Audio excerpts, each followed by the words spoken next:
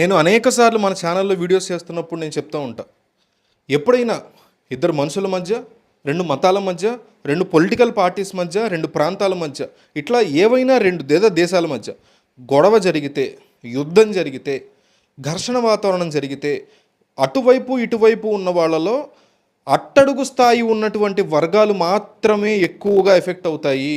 ఉదాహరణకి ఒక రోడ్డు మీద ఒక కారు ఇంకో కారుని గుద్దేసి గొడవ జరిగిందనుకోండి. ఆ గొడవ పెద్దదయ్యి యువతల పక్క మనుషులు, అవతల పక్క మనుషులు కూడా వచ్చి కొట్టుకోవడం మొదలుపెట్టారు అనుకోండి. ఆ ఏరియాలో ఉండేటువంటి ఒక బెగ్గరో, లేకపోతే ఏదన్నా ఒక జామకాయలు అమ్ముకునే బండో వాళ్ళ మీదకే వెళ్తుంది ఈ ఎఫెక్ట్. వీళ్ళకే తగులుతుంది. గొడవ పడిన రెండు వర్గాలకి కూడా జరుగుతుంది. కానీ ఆ ఏరియాలో ఉన్నటువంటి జామకాయలు అమ్ముకునే ఆవిడకో, బెగ్గింగ్ చేసుకునే ఒక అతనికో, ఇంకొకటి రిక్షా తొక్కునే వ్యక్తికో, ఇట్లాంటి వాళ్ళ మీద ఎక్కువ ఎఫెక్ట్ పడుతుంది. ఎందుకు అంటే వీక్గా ఉన్నవాళ్ళు, డౌన్ ట్రోడన్గా ఉన్న వాళ్ళకి మీద ఎక్కువ బలాన్ని చూపించేటువంటి సిచ్యువేషన్స్ వస్తాయి. ఆ కోపం, ఆ ఉద్రేకంలో మనం ఎవరి మీద చూపించగలుగుతాం ఆ కోపం అనేటువంటి అంశాన్ని ఎంచుకుని టకటక వాళ్ళ మీద పడిపోతుంటారు. ఎందుకంటే ఈ గొడవ పడే వాళ్ళు ఎక్కువగా తాగుబోతున్న కొడుకులు ఉంటారు.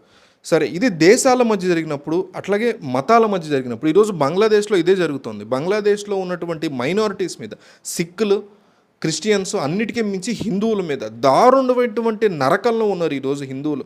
దేశంలో జరిగినటువంటి రకరకాల రాజకీయ సమీకరణాలు, రిజర్వేషన్ల కోసం జరిగినటువంటి ప్రొటెస్టులు, ఆ ప్రొటెస్టుల్ని కంట్రోల్ చేయలేక, పీస్ఫుల్గా సెట్ చేయలేక వాళ్ళ మీదకి పోలీసుల్ని, పారామిలిటరీని పంపించినటువంటి షేక్ హసీనా సంతోషంగా పారిపోయింది. ఇండియాకి వచ్చి ఒక శరణార్థిగా ఉంది. అంతా బాగానే ఉంది. మరి అదానీ నుంచి కొన్ని రకాల కంపెనీలకు సంబంధించి సంతకం పెట్టిందనో ఏం ప్రేమతోనో పట్టుకొచ్చి నరేంద్ర మోడీ సర్కారావుని శరణార్థిగా పెట్టుకుంది. అంతవరకు బాగానే ఉంది. ఓకే, ఒక లేడీని కాపాడారు అనుకుందాం.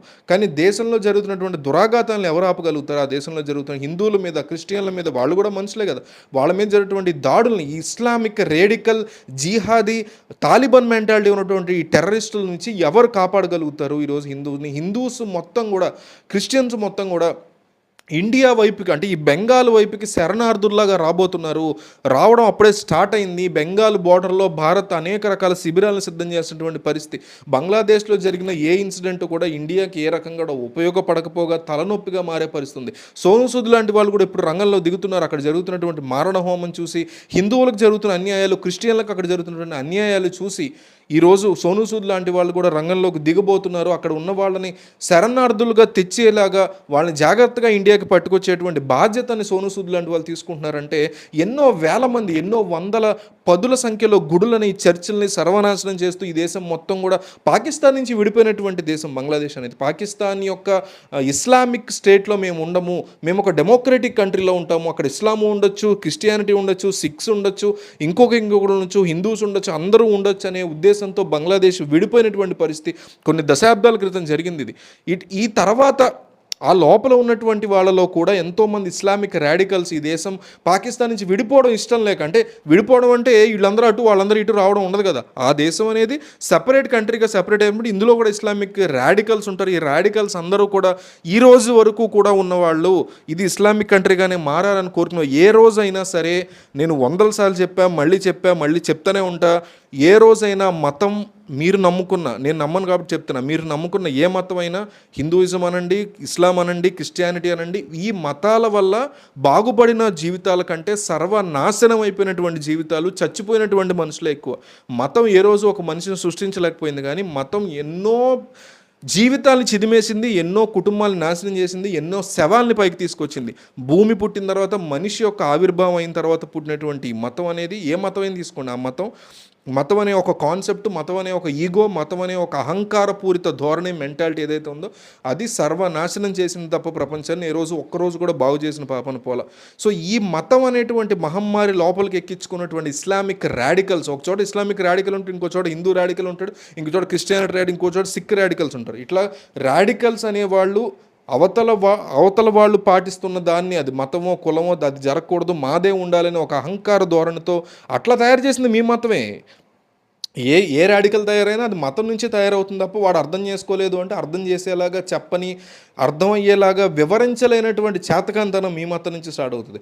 సో ఈ మతం అనేది ఎంత మహమ్మారిగా మారిందంటే, అక్కడ ఉన్నటువంటి గుళ్ళని, చర్చిల్ని సర్వనాశనం చేస్తూ, ఆడవాళ్ళని బలాత్కరిస్తూ, పిల్లల్ని చంపేస్తూ ఒక దురాఘాతం అంతా నడుస్తుంది ఈరోజు బంగ్లాదేశ్లో. దాన్ని కాపాడడం కోసం ఇండియన్ గవర్నమెంట్ చేయగలిగిన ఒకే ఒక్క సొల్యూషన్ ఏంటంటే, అక్కడ ఉన్నటువంటి ఆర్మీ చీఫ్తో దేశం మొత్తం కూడా, బంగ్లాదేశ్ మొత్తం కూడా ఏ రకంగా పీస్ని పెంపొందించగలుగుతామని, సేమ్ టైం యునైటెడ్ నేషన్స్తో ఈ బంగ్లాదేశ్లో జాగ్రత్తగా ఉండేలాగా పరిస్థితులు ఉండాలంటే ఏం చేయాలి? యునైటెడ్ నేషన్స్ యొక్క పీస్ ఆర్మీ ఉంటుంది, ప్రపంచవ్యాప్తంగా ఉండే ఆర్మీ అంతా కూడా డిప్లాయ్ చేసుకోవచ్చు.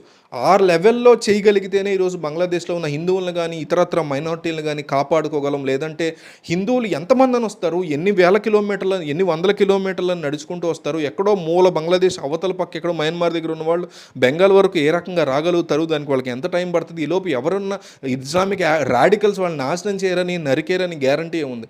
ఈ రకమైనటువంటి దౌర్భాగ్యపు పరిస్థితి తీసుకొచ్చిందే ఈ మతం అనేటువంటి ఒక మహమ్మారి. ఈరోజు ఇండియన్ గవర్నమెంట్ ఏమైనా నిజంగా అక్కడ ఉన్న హిందూస్ కోసమైనా, పోనీ ఈ హిందూ పాలిత మెంటాలిటీస్ ఉన్నటువంటి రాజ్యంలో ఉన్నారు కాబట్టి వాళ్ళ కోసమైనా చేయగలిగితే, అక్కడ ఉన్నటువంటి చీఫ్తో, ఆర్మీ చీఫ్తో సయోధ్య కుదుర్చుకుని యునైటెడ్ నేషన్స్ని ఇన్వాల్వ్ చేయగలిగితే, పీస్ ఆర్మీ అనేసి ఉంటుంది, ఆ ఆర్మీని డిప్లాయ్ చేయగలిగితే మాత్రమే అక్కడ ఉన్నటువంటి హిందూస్ని కాపాడగలిగింది కూడా మాత్రం ఇండియాకి మాత్రమే సాధ్యం. ఇండియా ఉన్నటువంటి గవర్నమెంట్ మాత్రమే కాపాడగలుగుతుంది.